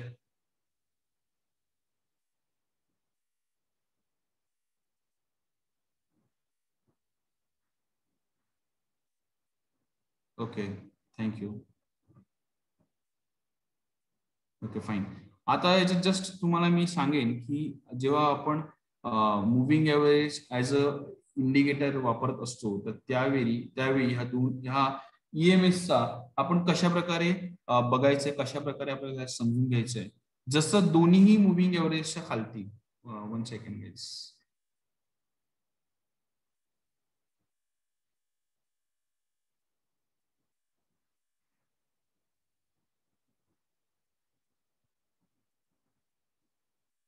Okay, fine.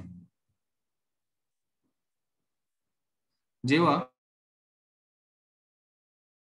दोन्हीही moving एव्हरेजेसच्या खालती असतो जसं की इथे आपल्याला दिसतोय त्या टायमाला आपण बाईंग, त्या टायमाला आपण सेलिंग इनिशिएट करणार आहोत. सेलिंग इकडे आपण घेणार आहोत, फ्रेश सेलिंग.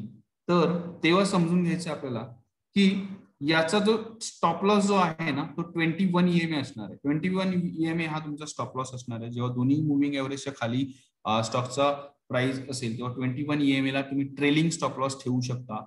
आणि याच्यामध्ये इन बिटवीन जर तुम्हाला प्रॉफिट बुक करायचं आहे, जेव्हा कधी स्टॉक प्राइस ही 7 EMA ला टच करेल तेव्हा तुम्ही त्याच्यामध्ये प्रॉफिट्स बुक करू शकता. तर अशा प्रकारे आपल्याला मुव्हिंग एव्हरेजेसचा वापर करायचा आहे. म्हणजे एंट्रीसाठी मुव्हिंग एव्हरेज आपल्याला दाखवत आहे की तुम्ही एंट्री घेण्यासाठी दोन्ही मुव्हिंग एव्हरेजच्या वरती किंवा खालती स्टॉक प्राइस गेल्यावरती एंट्री घेऊ शकता. त्याचा स्टॉप लॉस जो आहे तो 21 EMA ठेवायचा आहे.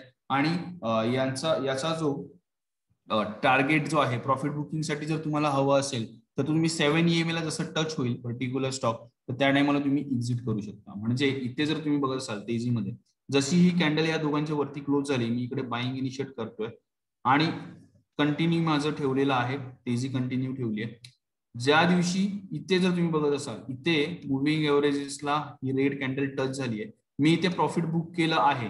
अदरवाईज आय कॅन वेट की 21 EMA ला इथे स्टॉप लॉस ठेवून मी इथे वेट करेन आणि जेव्हा कधी 21 EMA ला टच करेल त्या टायमाला मी इथे एक्झिट करणार आहे. सो अशा प्रकारे तुम्ही ह्याचा यूज करू शकता. अशा प्रकारे तुम्ही ह्या पर्टिक्युलर मुव्हिंग एव्हरेजेसचा तुमच्या ट्रेड सेटअप मध्ये यूज करू शकता. Is able to understand how can we use stop loss and target as a moving average?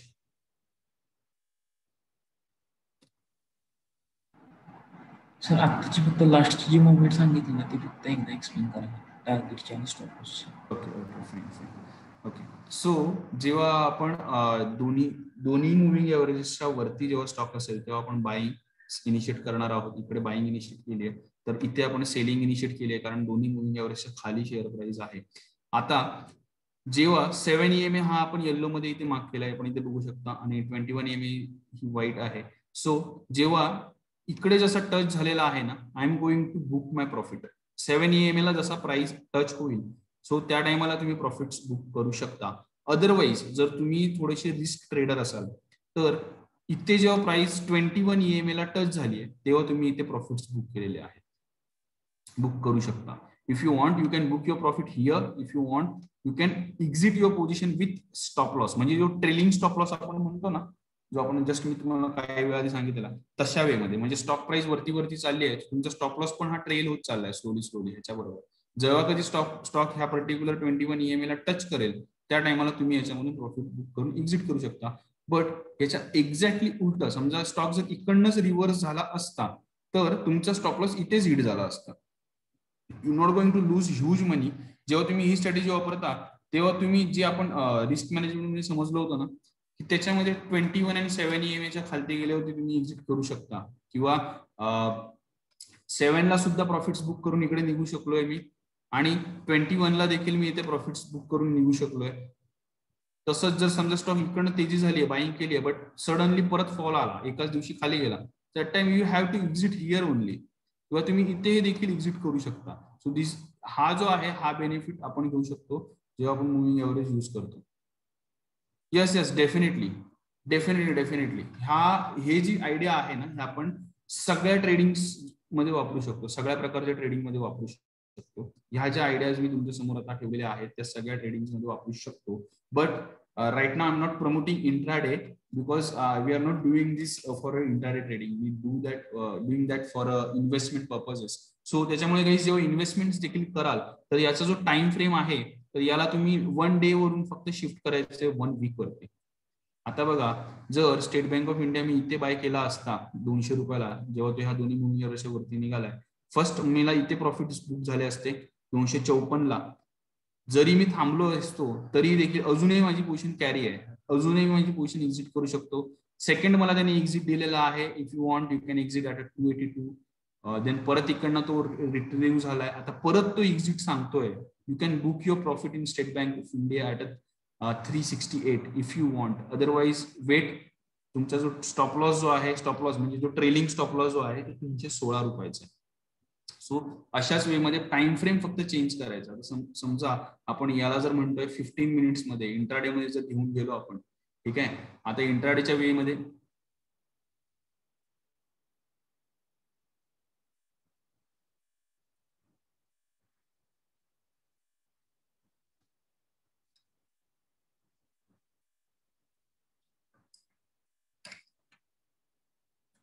Actual situation अशी आहे की रेफरन्स साठी कसं होईल की okay if you want to read reference book that time I suggest की go for a swing trading J ठक्करजींनी लिहिलेलं आहे इंडियन आहेत त्यांचं तुम्ही बुक रीड करू शकता. If you want to go for investment purposes तर तुम्ही वॉरेन बफेटजीचं पुस्तक देखील वाचू शकता आणि त्याच्यानंतर तुम्ही बेंजामिन ग्राहामजीचं पुस्तक देखील वाचू शकता. आता याच्यामध्ये होतंय असं की सगळ्यात जास्त बेनिफिट मला असं दिसलेलं आहे. मी ही बुक्स तर रीड केलीच आहेत बट अच्युत गोडबोले यांचं मी एक पुस्तक वाचलेलं आहे अर्थात ते वाचण्याचा ट्राय करा. इकॉनॉमिक्सच्या बेसिसवरती आहे बट जेव्हा तुम्ही ते बुक रीड करता ना दॅट टाइम तुमची मार्केट रिलेटेड सायकोलॉजी चांगली डेव्हलप होते. अँड सेकंड बुक जे मी सजेस्ट करेन अच्युत गोडबोलेंचं कारण इकडे सगळे जे आहेत ते बिझनेस पर्स्पेक्टिव्ह स्टुडंट्स आहेत. FM असे फायनान्स मार्केटिंग असू या बँकिंग असू तर हे it's related to market. So boardroom हे एक बुक आहे अच्युत गोडबोलेंचं ते प्लीज वाचा. त्याने तुम्हाला ना खूप जास्त बेनिफिट भेटतो. म्हणजे मी तर म्हणेन की ते त्यांनी ऍज अ म्हणजे बिझनेस वर्ल्ड मधलं त्यांनी गीता लिहिलेली आहे ती वाचा ह्याचा बेनिफिट तुम्हाला होईल. आता स्टॉक मार्केट रिलेटेड येताना मी म्हणेन की स्विंग ट्रेडिंग एक ठक्करजीचं बुक आहे ते वाचा. आणि टेक्निकल अनालिसिस मध्ये जर तुम्हाला कुठलं चॅनल फॉलो करायचं असेल on a YouTube so I will suggest की अगेन ऍक्च्युली माझ्यासमोर सध्या अवेलेबल नाहीये सर मी तुम्हाला ते प्रोव्हाइड करतो. स्टॉक एज म्हणून एक सॉफ्टवेअर आहे ते देखील डाउनलोड करा. देन कॉन्स ऍप हे एक ऍप्लिकेशन आहे ते देखील डाउनलोड करा. investing.comचं ऍप्लिकेशन आहे ते डाउनलोड करा. या काही गोष्टी आहेत ना ह्या तुम्हाला न्यूज वगैरे प्रोव्हाइड करतील. त्याचबरोबर जे डे टू डे बेसिसवरती काही अपडेट्स असतात ते तुम्हाला ते प्रोव्हाइड करू शकतील.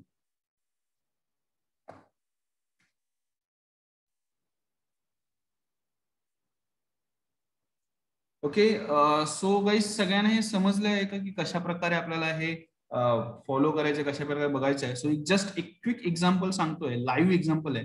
आता स्टेट बँक ऑफ इंडिया आहे ना सो समजा ह्या म्हणजे आता आलेला आहे दोन्ही मुव्हिंग एव्हरेजच्या खाली येताना मला दिसतोय. इकडे जर मी सेलिंग इनिशिएट करेन 15 मिनिटाच्या चार्टमध्ये 15 मिनिटांमध्ये देखील वापरू शकतो. पण 15 मिनिटांमध्ये एवढं समजायचं आहे की याचे स्टॉप लॉसेस आणि टार्गेट्स खूप छोटे छोटे असतात. सेलिंग इनिशिएट करायचे सेलिंग सुरू झालेली आहे. आता ह्याच्या पुढे आपण बघा तुम्ही 12:30 पावणे 1 पर्यंत कशा प्रकारे होत आहे. माझा स्टॉप लॉस जो आहे तो आता मी ठेवणार आहे 366 ला मी ठेवणार आहे. माझा स्टॉप लॉस 366.103 म्हणजे 1% स्टॉप लॉस निघून आलेला आहे. जो आपण स्टॉप लॉस इंट्राडे मध्ये जो आपण मी तुम्हाला सांगितलं की 1% स्टॉप लॉस कॅरी करायचा आहे. सो तशा प्रकारे मी ठेवलेला आहे 1%चा आणि माझे पोझिशन ऑन आहे.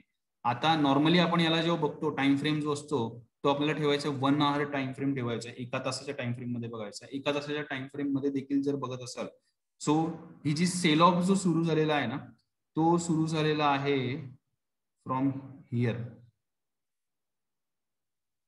इकडनं सेल ऑफ सुरू झालेला आहे बट इकडे हा क्लोज होणार इंट्राडे. ओके इकडनं जर बघू तर इकडे जो सेल ऑफ सुरू झालेला आहे 17 तारखेपासून सेलिंग सुरू झालेली आहे स्टेट बँक ऑफ इंडियामध्ये 377 पासून तर आतापर्यंत हा कंटिन्यू तो सेल ऑफ राहिलेला आहे. 363 पर्यंत हा सेल ऑफ कंटिन्यू झालेला आहे. सो असा जेव्हा सेल ऑफ असतो गाईस तर आपण याचं पूर्ण बेनिफिट घेऊ शकतो with the help of our combination जे आपण आता जस्ट डिस्कस केलेले आहेत. जर आपण एडीएक्स वे मध्ये जर बघत असू एडीएक्स मध्ये देखील बघा की इथेच त्याने आपल्याला सांगितलेलं आहे की सेलिंग इथे सुरू झालेली आहे. जस्ट मी ह्याला मार्क करतो. इथे त्यांनी आपल्याला सजेस्ट केलेलं आहे इथे सेलिंग सुरू झालेली आहे. RSI देखील जो आहे तो विकनेस वरतीच आपल्याला इंडिकेशन दाखवतोय. इन बिटवीन तो रिव्हर्स देखील झाला आणि इथे देखील हा दोन्ही मुव्हिंग एव्हरेजच्या वरती येऊन इथे टच करण्यासाठी ट्राय करतोय. सो इथे आपण एक्झिट करू शकतो. अदरवाईज सेलिंग अजूनही कंटिन्यू आहेच स्टेट बँक ऑफ इंडियामध्ये. So guys you able to understand what I am trying to से.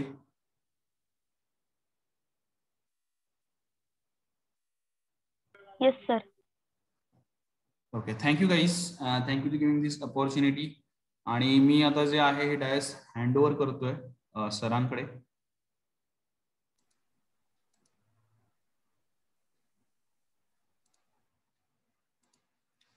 नमस्कार सर. आपण गेली 7 दिवस आमच्या मुलांना अत्यंत सोप्या भाषेमध्ये आणि आपला ट्रेडिंग आवर्स मधला महत्वाचा वेळ देऊन आम्हाला सर्व गायडन्स केलेला आहे.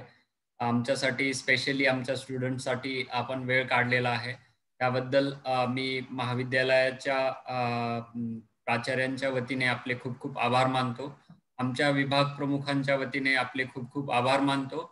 आणि ह्या लेक्चरसाठी ज्यांनी ह्या लेक्चर सिरीजसाठी सहकार्य केलं, त्यात आमची टेक्निकल टीम असेल, आमचा स्टाफ असेल, तर त्या सर्वांचे मी आभार मानतो. आणि सरांकडून आम्हाला असंच भविष्यामध्ये गायडन्स आणि सहकार्य मिळावं अशी अपेक्षा व्यक्त करतो. आणि हा प्रोग्राम इथे संपला असं जाहीर करतो. धन्यवाद. Thank you very much guys. मी जस्ट म्हणेन की if you have any query, so me just एक माझा नंबर प्रोव्हाइड करून ठेवतो. You can connect with me and तुम्ही डिस्कस देखील करू शकता. फक्त सांगा की तुम्ही कॉलेजमधून बोलताय, आणि त्याच्यामुळे मी समजेन की आपलं म्हणजे कुठून तुम्हाला माझा रेफरन्स भेटलाय. सो मी तुम्हाला इंट्रोड्यूस करेन. This is my phone number, please save करून घ्या. आणि व्हॉट्सअपवरती ट्राय करा कनेक्ट करण्यासाठी, because sometimes you are very much busy in such type of meetings and classes and market तर आहेच. सो दॅट्स वाय ट्राय करा कनेक्ट करण्यासाठी व्हॉट्सअपवरती. Thank you sir, thank you to giving this opportunity. Sopan sir. Yes sir. नमस्कार. मला आपल्याला जास्त वेळ नाही देता आला, परंतु माझे सहकारी गंगावणे सर आपल्या सोबत होते. पण 5 दिवस अत्यंत चांगल्या पद्धतीने त्या ठिकाणी आपण सर्व सेशन्स घेतले. विद्यार्थ्यांना चांगले इनपुट्स त्या ठिकाणी दिले. पेक्षा सर्वात महत्वाचा भाग म्हणेन की मुलांच्या मनामध्ये या टेक्निकल अनालिसिस बद्दल जी भीती होती, ती भीती आपण त्या ठिकाणी कमी केली. आणि त्यांचं जे या इन्व्हेस्टमेंटच्या दृष्टिकोनातून असणारा अवेअरनेस, डिसिजन मेकिंगच्या दृष्टिकोनातून असणाऱ्या काही ज्या महत्वाच्या बाबी आहेत, की त्यावरती आपण उत्तम मार्गदर्शन केलं. त्याबद्दल मी तुमचेही आभार मानतो. त्याचबरोबर तुमची आम्हाला भेट घालून देण्याच्या कामी बाळासाहेब भोसले साहेब जे आहेत, त्यांनी आम्हाला त्या ठिकाणी आपली ओळख करून दिली आणि आपल्यासारखा एक उत्तम रिसोर्स पर्सन आम्हाला अवेलेबल करून दिला. त्याबद्दल रयत शिक्षण संस्थेच्या वतीनं, आमच्या महाविद्यालयाच्या वतीनं आणि सर्व विद्यार्थ्यांच्या वतीनं मी आपला मनपूर्वक आभार व्यक्त करतो. यानंतर देखील आपली मदत आम्हाला निश्चितपणे लागणार आहे. काही वेळेला आम्हाला आपण उपलब्ध व्हाल अशी अपेक्षा देखील व्यक्त करतो. आणि आज आपण या ठिकाणी थांबूया. Thank you sir, thank you very much. And I hope will connect together and work together for a longer perspective. Thank you. आपल्या साईडनी मीटिंग एंड फॉर ऑल करा प्लीज. हो सर, डेफिनेटली. सर तो राईट्स माझ्याकडे नाहीये. I can leave my meeting only.